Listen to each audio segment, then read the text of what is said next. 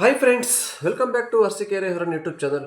ಯಾಕೋ ಇತ್ತೀಚೆಗೆ ಒಂದು ವೀಕಿಂದ ನಮ್ಮ ಬೈಕ್ ಟೆಸ್ಟ್ ಎರಡಿಸೋ ಟೈಮ್ ಸರಿ ಇಲ್ಲ ಅಂತ ಕಾಣಿಸ್ತಾ ಇದೆ. ನಾನು ಸುಮಾರು ವಿಡಿಯೋಗಳಲ್ಲಿ ಹೇಳ್ತಾನೆ ಇರ್ತೀನಿ, ಈ ಒಂದು ತಪ್ಪನ್ನು ಯಾರು ಮಾಡಬೇಡಿ. ಬೈಕ್ ಟೆಸ್ಟ್ ರೈಡರ್ಸ್ ಆದಷ್ಟು ಸ್ವಲ್ಪ ಅಲರ್ಟ್ ಆಗಿರಿ. ಎಷ್ಟು ವಿಡಿಯೋದಲ್ಲಿ ಹೇಳ್ತಾ ಇರ್ತೀನಿ, ಪ್ರತಿಯೊಂದು ವಿಡಿಯೋದಲ್ಲಿ ಇದರ ಬಗ್ಗೆ ಮಾಹಿತಿನ ಬೈಕ್ ಟೆಸ್ಟ್ ಬಗ್ಗೆ ಪಿನ್ ಟು ಪಿನ್ ತಿಳಿಸ್ಕೊಡ್ತಾನೆ ಇರ್ತೀನಿ. ಆದರೂ ಕೆಲವೊಂದು ರೈಡರು ಸ್ವಲ್ಪ ಯಾಮಾರಿ ಮಾಡಿರೋ ತಪ್ಪಿಂದವ ನಿನ್ನೆ ಒಬ್ಬ ರೈಡರು ಸ್ಟೇಷನ್ಗೆ ಕೂಡ ಹೋಗಿದ್ದಾರೆ. ಅದು ಏನಕ್ಕೆ ಹೋದ್ರು, ಏನು ಎತ್ತ ಅನ್ನೋದು ಕಂಪ್ಲೀಟ್ ಮಾಹಿತಿನ ವಿಡಿಯೋದಲ್ಲಿ ತಿಳಿಸ್ಕೊಡ್ತೀನಿ. ವಿಡಿಯೋ ಸ್ಟಾರ್ಟ್ ಮಾಡೋಕ್ಕೆ ಮುಂಚೆ ಯಾರಾದರೂ ಫಸ್ಟ್ ಟೈಮ್ ನೋಡ್ತಾ ಇದ್ದರೆ ನಮ್ಮ ಚಾನಲ್ನ ಸಬ್ಸ್ಕ್ರೈಬ್ ಮಾಡ್ಕೊಂಡು ವಿಡಿಯೋನ ವಾಚ್ ಮಾಡಿ, ಹಾಗೆ ಲೈಕ್ ಮಾಡೋದು ಪ್ರತಿಯೊಬ್ಬರು ಮರೆಯಬೇಡಿ. ಆದಷ್ಟು ಶೇರ್ ಮಾಡಿ, ಎಲ್ಲ ಹುಡುಗರಿಗೆ ತಲುಪಲಿ ಈ ಒಂದು ಮಾಹಿತಿ. ಒಂದು ವಿಡಿಯೋ ಪ್ಲೇ ಮಾಡ್ತೀನಿ, ಅದನ್ನು ನೋಡ್ಕೊಂಡು ಬನ್ನಿ. ಆಮೇಲೆ ಇದ್ರ ಬಗ್ಗೆ ಸಂಪೂರ್ಣವಾಗಿ ಮಾಹಿತಿನ ತಿಳಿಸ್ಕೊಡ್ತೀನಿ ಸ್ನೇಹಿತರೆ. ಆಕ್ಸಿಡೆಂಟ್ ಆಯ್ತು, ಹಿಂಗೆ ಒಂದ್ ನಿಮಿಷ ನಾನು ಕೇಳ್ತಾ ಕೇಳಪ್ಪ. ಇಲ್ಲಿಗಲ್ ಅಂತ ಹೇಳ್ತಿದ್ಯಲ್ಲ, ಎಲ್ಲ ಗಾಡಿ ಮತ್ತೆ ನಂಬರ್ ಹಂಗ ಈ ಗಾಡಿ ಬಂದ್ಮೇಲೆ ಈ ಗಾಡಿಗೆ ತಾನೇ ಇನ್ಸೂರೆನ್ಸ್ ಬರ್ತದೆ. ಹೆಚ್ಚು ಕಮ್ಮಿ ಆದ್ರೆ ಇವಾಗ ಹೆಚ್ಚು ಕಮ್ಮಿ ಆದ್ರೆ ಯಾವ ಗಾಡಿಯಿಂದ ಐಡಿಯಿಂದ ಕ್ರಿಯೇಟ್ ಮಾಡಿದ್ವಿ ಅದಕ್ಕೆ ಇನ್ಸೂರೆನ್ಸ್ ಬರ್ತದ, ಇದಕ್ಕೆ ಇನ್ಸೂರೆನ್ಸ್ ಬರ್ತಾ ಹೇಳ್ರಿ. ಇಲ್ಲಿಗಲ್ಲ ಅಂತಂತಲ್ಲ ಹೋಗ್ರಿ, ಹೋಗಲ್ಲ ಅಂತ ಇಲ್ಲ. ನೀವು ಹೋಗ್ಬಿಟ್ಟು ಅದ್ರೆ ಹೋಗ್ತೀರಾ?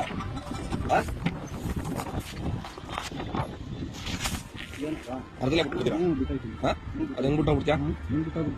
ಹೆಂಗ್ ಬಿಟ್ಟೋಗ್ಬಿಡ್ತೀಯಾ? ನೀನ್ ಐಡಿಯಲ್ಲಿ ಇರೋದೇ ಬೇರೆ, ಫೇಸ್ ಕಟ್ಟು ಅಲ್ಲೇ ಐಡಿಯಲ್ಲಿ ಫೇಸ್ ಕಟ್ಟಿರೋದೇ ಬೇರೆ, ನೀನ್ ಬಂದಿರೋದೇ ಬೇರೆ. ಯಾರು ಇಲ್ಲಿ ನಿಮ್ ಫೇಸ್ ಕಟ್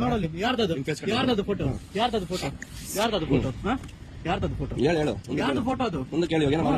ಮಾತಾಡ್ತಾ ಇದೀನಲ್ಲ, ಹೇಳು. ಇಳಿ ಇವಾಗ. ಏನ್ ಕೇಳಿಬೇಕು? ಇಳಿಯಲ್ಲ ಇಳಿಯಲ್ಲಪ್ಪ.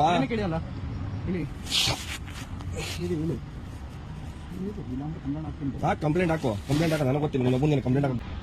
ಲಗ್ಗೆರೆ ಬಿಡ್ತದೆ ಸರ್. ರ್ಯಾಪಿಡೋ ಬುಕ್ ಮಾಡಿದ್ದೆ, ಆತ ಗಾಡಿನೇ ಒಂದು ಗಾಡಿ ಐಡಿ ರಿಜಿಸ್ಟರ್ ಆಗಿರೋದೇ ಒಂದು. ಕೇಳಿದ್ದಕ್ಕೆ ರೋಡಲ್ಲಿ ಮಧ್ಯೆ ರೋಡಲ್ಲಿ ಇಸ್ಬಿಟ್ಟು ನಮ್ಮ ಮೇಲೆ ಮಾತಾಡ್ತಿದ್ದಾನೆ. ನಾನು ಕ್ಯಾನ್ಸಲ್ ಮಾಡ್ತೀನಿ, ಇಲ್ಲೇ ಇಳಿಸ್ಬಿಟ್ಟು ಹೋಗು ಅಂತ ಹೇಳ್ತಿದ್ದಾನೆ. ಇದು ಹೆಂಗಪ್ಪ, ಗಾಡಿನೇ ಬೇರೆ ಐತೆ, ಬಂದಿರೋದೇ ಬೇರೆ ಗಾಡಿ ಬೇರೆ, ಐಡಿ ಕ್ರಿಯೇಟ್ ಆಗಿರೋದೇ ಬೇರೆ. ಹೆಂಗೆ ನಾನು ಏನು ಎತ್ಕೊಂಡ್ಮೇಲೆ ಹೆಂಗೆ ಇಲ್ಲಿ ಗಾಡಿ ಅಂತ ಇಲ್ಲೇ ನಿಲ್ಸ್ಕೊಂಡು ಇರ್ತಾರೆ. ಇಲ್ಲ ಗಾಡಿಲೇ ಕೂತೀನಿ ಸರ್, ನಾನು ಕ್ಯಾನ್ಸಲ್ ಮಾಡಿ ಕಂಪ್ಲೇಂಟ್ ಮಾಡ್ತೀನಿ ಅಂದ್ರೆ ರ್ಯಾಪಿಡೋಗೆ ಫೋನ್ ಮಾಡ್ತೀವಿ ಅಂತ. ರ್ಯಾಪಿಡೋಗೆ ಅವ್ರ ಕಂಪ್ನಿಗೆ ಫೋನ್ ಮಾಡ್ಬಿಟ್ಟು ನನಗೆ ಕಂಪ್ಲೇಂಟ್ ಮಾಡ್ತೀವಿ ಅಂದ್ರೆ ಅವ್ರು ಫೋನ್ ಮಾಡ್ತೀವಿ ರ್ಯಾಪಿಡೋದವ್ರಿಗೆ.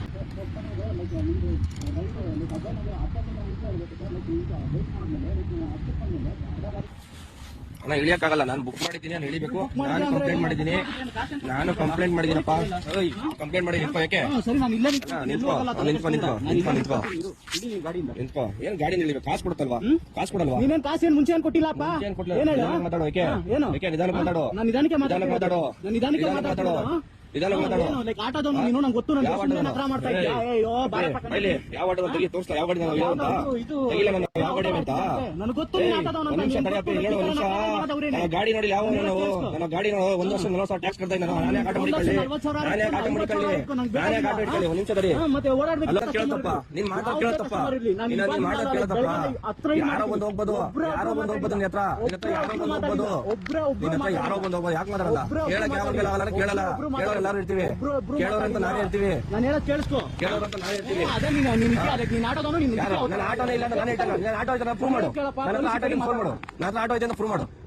ಆಟೋ ಐತೆ. ನಿನ್ನ ಹತ್ರ ಆಟೋ ಬೇಡ. ನೀನ್ ಆಡ್ತಿರೋ ಅವತಾರ ನೋಡಿದ್ರೆ ಆಟೋ ಐತೆ ಅಂತ ಪ್ರೂವ್ ಮಾಡಪ್ಪ. ಆಯ್ತು, ನಾನೇನಕ್ಕೆ ಪ್ರೂವ್ ಮಾಡ್ಲಿ? ಪ್ರೂವ್ ಮಾಡು. ನಾನೇನಕ್ಕೆ ಪ್ರೂವ್ ಮಾಡ್ಲಿ? ನೀನ್ ಆಡ್ತಾ ಇರೋದು ಅವತಾರ ನೋಡಿದ್ರೆ ಗೊತ್ತಾಯ್ತು. ನಾನು ಅವತಾರ ಆಡ್ತಲ್ಲಪ್ಪ. ಈಗ ನನ್ನ ಜೀವಕ್ಕೆ ಯಾರು ಹೊಣೆ ಕೊಡ್ತಾರೆ ಅಂತ ನಿನ್ನ ಕೇಳಿದ್ದಾನೆ. ಒಂದು ಹೆಲ್ಮೆಟ್ ಇಲ್ಲ. ಈಗ ರ್ಯಾಪಿಡೋ ಬಂದು ರೆಂಟಲ್ ಗಾಡಿ ಹೆಲ್ಮೆಟ್ ಇಲ್ಲಿ, ಇನ್ನೊಂದು ಹೆಲ್ಮೆಟ್ ಇಲ್ಲಿ. ಪ್ಯಾಸೆಂಜರ್ಗೆ ಇನ್ನೊಂದು ಹೆಲ್ಮೆಟ್ ಕೊಡ್ಬೇಕಲ್ಲ. ಎಲ್ಲಿ ಕೊಟ್ಟಿದ್ದೀನಿ? ನಾನು ಕೊಟ್ಟ ನಿನಗೆ? ಕೊಟ್ಟ ಹೆಲ್ಮೆಟ್ ನನಗೆ? ಹೆಲ್ಮೆಟ್ ಕೊಟ್ಟ? ಹೆಲ್ಮೆಟ್ ಕೊಡ್ತಿದ್ದಾನೆ. ನನ್ನ ಕರ್ತವ್ಯನ ನಿನ್ ಕರ್ತವ್ಯನ? ಸೇವೆ ಕೊಡ್ತಾರೆ ನೀನ? ನಾನ? ಸರ್ವಿಸ್ ಕೊಡ್ತಾರೆ ಯಾರು? ಗಾಡಿ ಎತ್ಬಾರ್ದಿತ್ತು. ಸರ್ವಿಸ್ ಕೊಡ್ತಾರೆ ಯಾರು? ಗಾಡಿ ಎತ್ಬಾರ್ದಿತ್ತು. ಸರ್ವಿಸ್ ಕೊಡ್ತಾರೆ ನಾನಾ ನೀನ? 10ಕ್ಕಿಂತ ಮುಂಚೆ ಗಾಡಿನೇ ಎತ್ಬಾರ್ದಿತ್ತು. 10ಕ್ಕಿಂತ ಮುಂಚೆ ಗಾಡಿನೇ ಎತ್ಬಾರ್ದಿತ್ತು. ಸರ್ವಿಸ್ ಕೊಡ್ತಾರೆ ನಾನಾ ನೀನ? ಗೊತ್ತು ಬಿಡು. ಇದು ಕಂಪ್ಲೀಟ್ ನಕರಾನೆ ಬಿಡು. ಏನ್ ಕಂಪ್ಲೇಂಟ್ ನಕರ? ನಿಂತ್ಕೋ, ಕರಿತೀನಿ. ಕರಿ ನಿಂತ್ಕೋ, ಕರಿತೀನಿ. ನನ್ನ ಹತ್ರ ಆಟೋ ಇದ್ದಿದ್ರೆ ನಕ ಬೇಗ ತರ ಮಾಡ್ಬೋದು.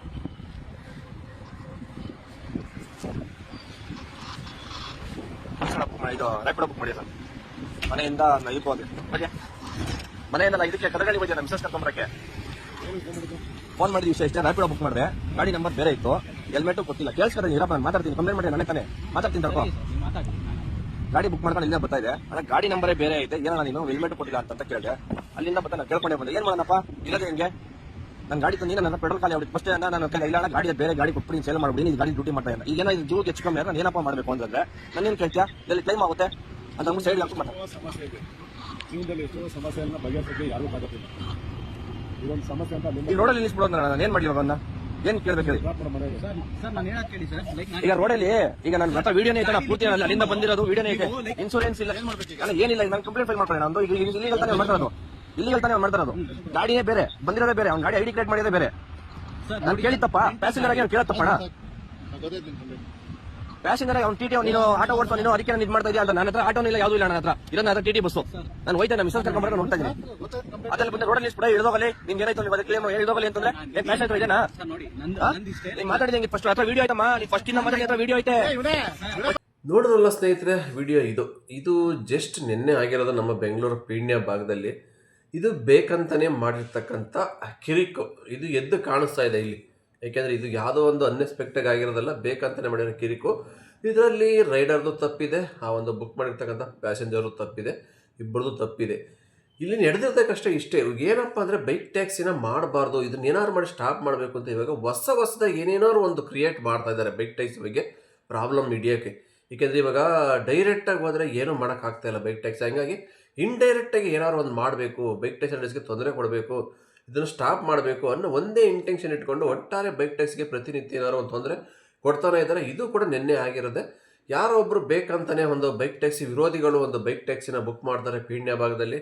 ಆ ರೈಡರ್ ಕೂಡ ಆ ಒಂದು ಟೈಮಿಗೆ ಬರ್ತಾನೆ, ಪಿಕಪ್ ಮಾಡ್ಕೊಂಡು ಕರ್ಕೊಂಡು ಹೋಗ್ತಕ್ಕಂಥ ಸಂದರ್ಭದಲ್ಲಿ ಆ ರೈಡರ್ ಮಾಡಿರೋ ತಪ್ಪು ಏನಪ್ಪ ಅಂದರೆ ಅವನು ರಿಜಿಸ್ಟ್ರೇಷನ್ ಆ ಒಂದು ಕಂಪ್ನಿಗೆ ಏನು ಮಾಡಿರ್ತಾನಲ್ಲ, ಅದೊಂದು ಬೈಕ್ ಬೇರೆ ಇರುತ್ತೆ, ಅವ್ನು ತಗೊಂಡು ಬಂದಿರೋದು ಎಲೆಕ್ಟ್ರಿಕಲ್ ಓಲಾ ಬೈಕ್ ತಂದಿರ್ತಾನೆ. ಅಲ್ಲೇ ಮೇಯ್ನ್ ಅವ್ನು ಮಾಡಿರ್ತಕ್ಕಂಥ ದೊಡ್ಡ ಮಿಸ್ಟೇಕು. ಯಾರು ಇದ್ರ ಬಗ್ಗೆ ನಾನು ಎಷ್ಟೋ ವಿಡಿಯೋದಲ್ಲಿ ತಿಳಿಸ್ಕೊಡ್ತಾ ಇರ್ತೀನಿ. ನೀವು ಯಾವ ಒಂದು ಗಾಡಿನ ರಿಜಿಸ್ಟರ್ ಮಾಡಿರ್ತೀರ ಕಂಪ್ನಿಗೆ, ಅದೇ ಬೈಕ್ನ ಓಡಿಸಿ.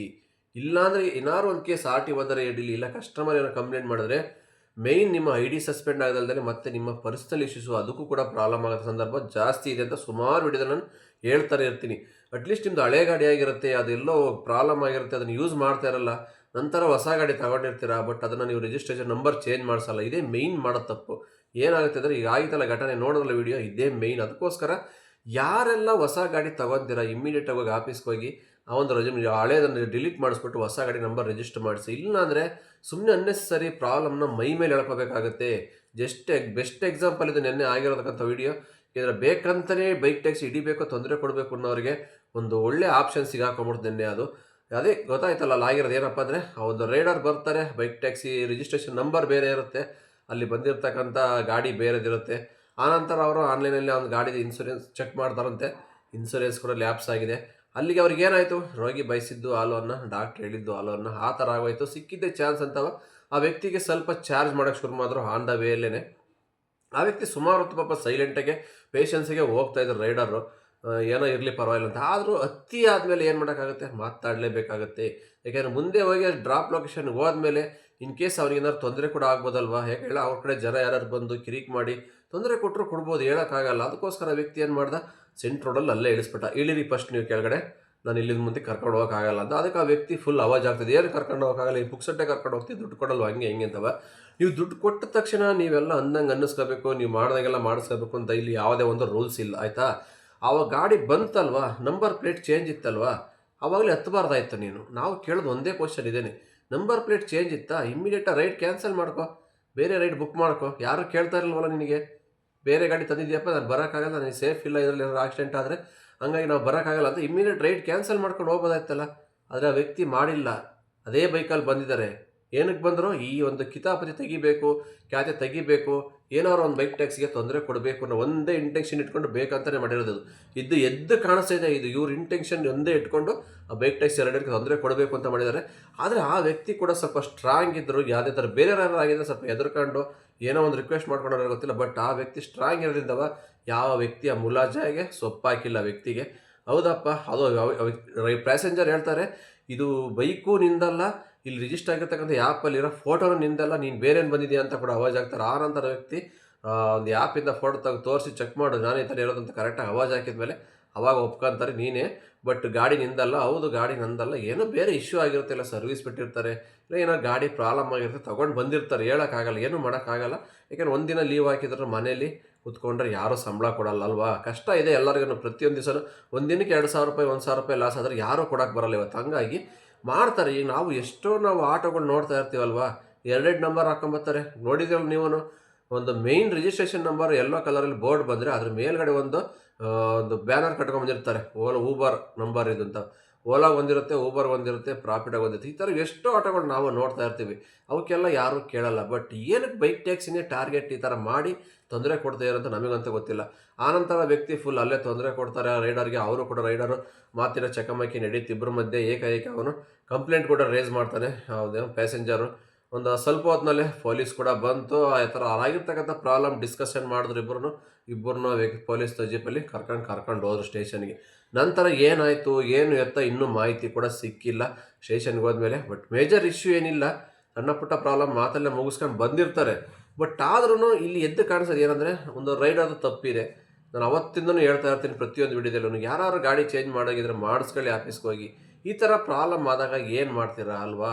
ನಮ್ಮ ತಪ್ಪಿದ್ದಾಗ ನಾವೇನು ಮಾತಾಡೋಕ್ಕಾಗಲ್ಲ. ನಾವೆಲ್ಲ ಕರೆಕ್ಟಾಗಿದ್ದಾಗ ಯಾರೇ ಬಂದರೂ ಒಬ್ಬ 10 ಜನ ಬಂದರೂ ನಾವು ಆನ್ಸರ್ ಮಾಡ್ಬೋದು, ಯಾಕೆ ನಾವು ಕರೆಕ್ಟಾಗಿದ್ದಾಗ. ಅಲ್ಲಿಯ ವ್ಯಕ್ತಿದು ತಪ್ಪಿದೆ, ಬಟ್ ಏನೂ ಮಾಡೋಕ್ಕಾಗಲ್ಲ. ಅದು ನೈಟ್ ಬೇರೆ. ಹಂಗಾಗಿ ಏನೋ ವ್ಯಕ್ತಿ ಅಷ್ಟು ಫೇಸ್ ಮಾಡಿದ್ದಾನೆ, ಆ ಧೈರ್ಯ ಮೆಚ್ಚಲೇಬೇಕು. ಬಟ್ ಇಲ್ಲಿ ನಾರ್ಮಲ್ ಪ್ಯಾಸೆಂಜರ್ ಆದರೆ ಯಾರು ಕೇಳ್ತಾ ಇರಲ್ಲ. ಸುಮಾರು ಜನ ಇವತ್ತು ನಾವು ನೋಡ್ತಾ ಇರ್ತೀವಿ, ಎಷ್ಟೋ ಬೈಕ್ಗಳು ಚೇಂಜ್ ಇರ್ತಾವೆ ರಿಜಿಸ್ಟ್ರೇಷನ್ನು. ಏಕೆಂದರೆ ಅವ್ರ ಹತ್ರ ಬೈಕ್ ಇರಲ್ಲ, ಅವರ ರಿಲೇಷನ್ ಯಾವುದೋ ಬೈಕಲ್ಲಿ ರಿಜಿಸ್ಟರ್ ಮಾಡಿರ್ತಾರೆ, ಬೇರೆ ಯಾವುದೋ ಬೈಕ್ ಓಡಿಸ್ತಾ ಇರ್ತಾರೆ. ಈ ಥರ ಬೇಜಾನ್ ಚೇಂಜಸ್ ಇರುತ್ತೆ. ಬಟ್ ಏನೋ ಒಂದು ದುಡಿಬೇಕು, ಕಷ್ಟ ಇರುತ್ತೆ, ಬಂದಿರ್ತಾರೆ. ಆದರೆ ಇದನ್ನೇ ಒಂದು ಇಂಟೆನ್ಷನ್ ಇಟ್ಕೊಂಡು ಮಾಡಿದ್ದಾನೆ ಅಂದರೆ ವ್ಯಕ್ತಿ, ಅಲ್ಲಿ ಗೊತ್ತಾಗ್ತಿರೋದೇನೋ ಬೈಕ್ ಟ್ಯಾಕ್ಸಿಗೆ ಬೇಕಂತಲೇ ಕಿರಿಕ್ ಮಾಡಬೇಕು, ಇದನ್ನೊಂದು ವಿಡಿಯೋ ಮಾಡಬೇಕು, ಸೋಷಿಯಲ್ ಮೀಡಿಯಾದಲ್ಲಿ ದೊಡ್ಡ ಹೈಲೈಟ್ ಮಾಡಬೇಕು ಈ ವಿಡಿಯೋನ ಅಂತ ಹಾಕಿರೋದ್ರಿಂದ ಇದು ಕೂಡ ಅಷ್ಟೇ ಒಂದು ವೈರಲ್ ಆಗೋಯ್ತು ನಿನ್ನೆಯಿಂದ ವಿಡಿಯೋ. ನಾಳೆ ದಿನ ಸ್ವಲ್ಪ ಎಚ್ಚೆತ್ಕೊಳ್ಳಿ ನೀವು. ಮುಂದಿನ ದಿನಗಳು ಇದು ಜಾಸ್ತಿ ಆಗುತ್ತೆ. ಇದು ಬಿಗಿನಿಂಗ್. ಇವಾಗ 3 ದಿವಸದಿಂದ ನೋಡಿದ್ರೆ 2-3 ವೀಡಿಯೋಗಳು ನೋಡ್ತಾ ಇದ್ದೀರಾ. ರೈಡರ್ ಹಿಡಿದು ಕ್ವಶನ್ ಮಾಡ್ತಾ ಇದ್ದಾರೆ. ಲೇಡೀಸ್ ಕೂಡ ಇದ್ದರು. ಅದು ಒಂದು ರೈಡರ್ ಆಯಿತು, ಏನಕ್ಕೆ ಹೋಗ್ತೀರಾ ನೀವು, ಏನು ಸೇಫ್ಟಿ ಇದೆ, ನೀವು ಯಾಕೆ ಬರ್ತೀರಾ ಇದರಲ್ಲ ಅಂತವ ಅದು ಕೂಡ ಆಗೋಯ್ತು. ಕ್ವಶನ್ ಮಾಡಿ ಕೇಳ್ತಾ ಇದ್ರು. ಈಗ ಈ ಥರ ಒಂದು ಹೊಸ ಖ್ಯಾತೆ ತೆಗಿತಿದ್ದಾರೆ. ಒಟ್ಟಾರೆ ನೋಡಿದ್ರೆ ಗೊತ್ತಾಗ್ತೈತೆ ಇಲ್ಲಿ ಪ್ರತಿನಿತ್ಯ ಏನಾದ್ರು ಒಂದು ಬೈಕ್ ಟ್ಯಾಕ್ಸಿ ರೈಡರ್ಸ್ಗೆ ತೊಂದರೆ ಆಗ್ತಾಯಿದೆ. ಆದಷ್ಟು ಸ್ವಲ್ಪ ಹುಷಾರಾಗಿ ಡ್ಯೂಟಿ ಮಾಡಿ. ನಾನು ಏನು ಕೇಳ್ತೀನಿ, ನೈಟಲ್ಲಂತೂ ಎಕ್ಸ್ಪೆಷಲಿ ಡ್ಯೂಟಿ ಮಾಡಬೇಡಿ ಅಂತ ಏನು ಕೇಳ್ತೀನಿ ಅಂದರೆ ಇದೇ ರೀಸನ್ನು. ನೀವು ನೈಟಲ್ಲಿ ಈ ಥರ ಡ್ಯೂಟಿ ಮಾಡಿದಾಗ ಅವ್ರು ಏನಾದ್ರು 4-5 ಜನ ಬಂದು ನಿಮ್ಗೆ ಏನಾದ್ರು ತೊಂದರೆ ಕೊಟ್ಟಾಗ ಏನು ಮಾಡ್ತೀರಾ?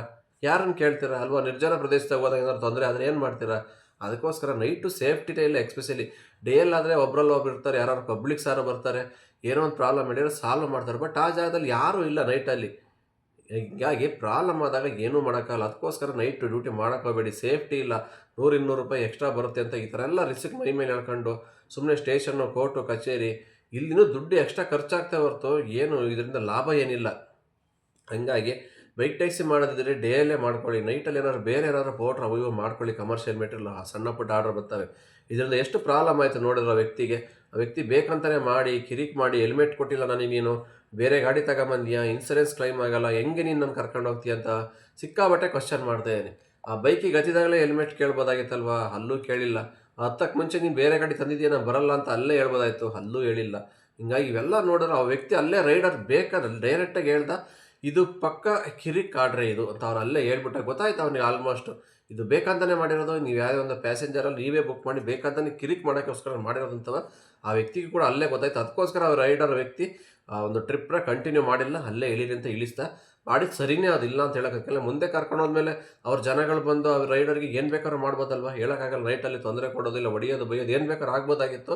ಅದಕ್ಕೋಸ್ಕರ ರೈಡರ್ ಮುನ್ನೆಚ್ಚರಿಕೆ ಕ್ರಮ ತೆಗೆದುಕೊಂಡು ಅಲ್ಲೇ ಸ್ಟಾಪ್ ಮಾಡಿದ. ಪರವಾಗಿಲ್ಲ, ಸ್ಟೇಷನ್ಗೆ ಹೋಗಿ ಏನೋ ಒಂದು ಮಾತುಕತೆ ಮಾಡ್ಕೊಂಡು ಬರ್ತಾರೆ. ಯಾಕೆಂದರೆ ಇದು ದೊಡ್ಡ ಕೇಸಲ್ಲ, ಕೊಲೆ ಮಾಡಿಲ್ಲ, ಕಳ್ತನ ಮಾಡಿಲ್ಲ, ದರೋಡೆ ಮಾಡಿಲ್ಲ.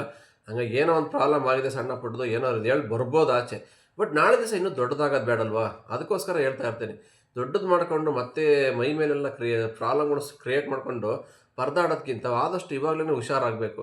ಮೊದಲೇ ಬೈಕ್ ಟ್ಯಾಕ್ಸಿ ಹಿಡಿತೀವಿ ಅಂತ ಎಚ್ಚರಿಕೆ ಬೇರೆ ಕೊಟ್ಬಿಟ್ಟಿದ್ದಾರೆ. ಇನ್ನು ಮುಂದೆ ನಾವು ಯಾವುದೋ ವೈಟ್ ಬೋರ್ಡಲ್ಲಿ ಬೈಕ್ ಟ್ಯಾಕ್ಸಿ ಮಾಡೋಕ್ಕೆ ಬಿಡಲ್ಲ, ನಾಳೆಯಿಂದ ಆ ಕಾಡಿಗೆ ಇಳಿತೀವಿ, ಪ್ರತಿಯೊಬ್ಬರನ್ನು ಹಿಡಿದು ಆಟಿವಾಗಿ ಹಿಡ್ಕೊಡ್ತೀವಿ ಅಂತ ದೊಡ್ಡದಾಗ ಒಂದು ಮೆಸೇಜ್ ಕೂಡ ಕೊಟ್ಟಿರೋದ್ರಿಂದವ ನೀವು ಸ್ವಲ್ಪ ಅಲರ್ಟ್ ಆಗಬೇಕಾಗುತ್ತೆ. ಈ ಥರ ಎಲ್ಲ ಪ್ರಾಬ್ಲಮ್ಸು ಇನ್ಸೂರೆನ್ಸ್ ಏನಾದ್ರು ರಿನ್ಯೂವಲ್ ಮಾಡ್ಕೊಂಡಿಲ್ಲ ಅಂದರೆ ಇಮಿಡಿಯೇಟ್ ರಿನ್ಯೂವಲ್ ಮಾಡ್ಕೊಳ್ಳಿ. ಆರ್ ಟಿ ಓದವ್ರು ಹಿಡಿಬೋದು, ಹೇಳೋಕ್ಕಾಗಲ್ಲ. ಯಾಕೆಂದರೆ ಎಲ್ಲ ಆರ್ ಟಿ ಓದವ್ರು ಒಂದೇ ಥರ ಇರಲ್ಲ. ಒಬ್ಬೊಬ್ರು ಅವ್ರ ಕಡೆಗೂ ಇರ್ತಾರೆ, ಒಬ್ಬೊಬ್ಬರು ನಿಮಗೂ ಸಪೋರ್ಟ್ ಮಾಡೋರಿದ್ದಾರೆ. ಹಂಗಾಗಿ ನಮ್ಮ ಹುಷಾರಲ್ಲಿ ನಮ್ಮ ಎಲ್ಲ ಥರ ಡಾಕ್ಯುಮೆಂಟ್ಸ್ ನಮ್ಮ ಹತ್ರ ಇದ್ದರೆ ಯಾರು ಏನು ಮಾಡೋಕ್ಕಾಗಲ್ಲ ಅಲ್ವಾ? ಕೇಳ್ಬೋದು ಅವಾಗ.